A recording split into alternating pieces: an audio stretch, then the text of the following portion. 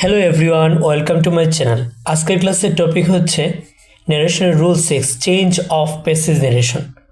গত ক্লাসগুলোতে আমরা সেন্টেন্স ন্যারেশন পড়েছি।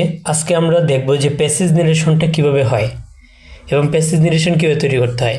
আমরা একটা বিষয় জানি যে অনেকগুলো সেন্টেন্স মিলিত হয়ে একটা প্যাসেজ হয়। এটা এমন হতে পারে যে দুইটা সেন্টেন্সও কিন্তু একটা প্যাসেজ হয়। আবার এই দুইটা সেন্টেন্সটা অ্যাসার্টিভ একটা হতে পারে, ইন্টারোগেটিভ একটা হতে পারে, বা অন্য কোনো সেন্টেন্স হতে পারে। তো এইভাবে প্যাসেজ ন্যারেশনে যদি এমন দেখা যায় যে একই সেন্টেন্স দুইটাই অ্যাসার্টিভ সেন্টেন্সে, মানে একজন বলার পরে আরেকটা বলতেছে, ওই সেম ব্যক্তি বলতেছে, এই ক্ষেত্রে অ্যাসার্টিভ সেন্টেন্সে প্রথমটার সেড টু পরিবর্তে টল্ড কমা আউটে দ্যাট হবে, এরপরটা হবে অলসো সেড, তারপরে হচ্ছে কমা আউটে দ্যাট। এইভাবে বারবার, মানে যদি একজন ব্যক্তি বারবার কথা বলে তাহলে told that, also said that, again said that, further said that, added said that, মানে বারবার হবে।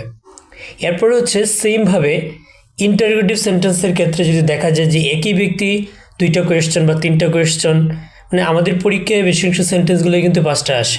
তো পাঁচটা আসার ক্ষেত্রে যদি এমন হয় যে চারটা বা পাঁচটা সেন্টেন্সই ইন্টারোগেটিভ হয়, তাহলে প্রথম সেন্টেন্সটার ক্ষেত্রে আক্সড, এক্ষেত্রে ইফ অথবা ডাব্লিউএস কোয়েশ্চেন হবে।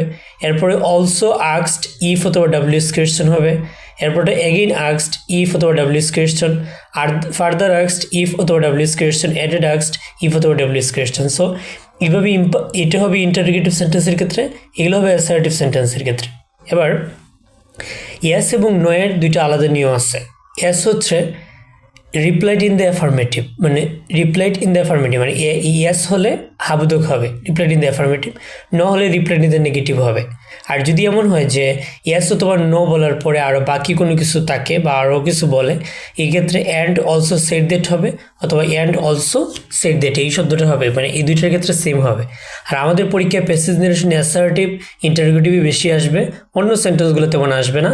সো এই জন্য আমরা অ্যাসার্টিভ সেন্টেন্সে বারবারগুলো মুখস্থ করে রাখবো, ইন্টারোগেটিভগুলো মুখস্থ করে রাখবো, এভাবে করবো। আমরা আগামী ক্লাসে আবার প্যাসেজ ন্যারেশনের একটা ক্লাস করব, দেন আমরা একটা প্র্যাকটিস করব, ন্যারেশন একটা প্র্যাকটিস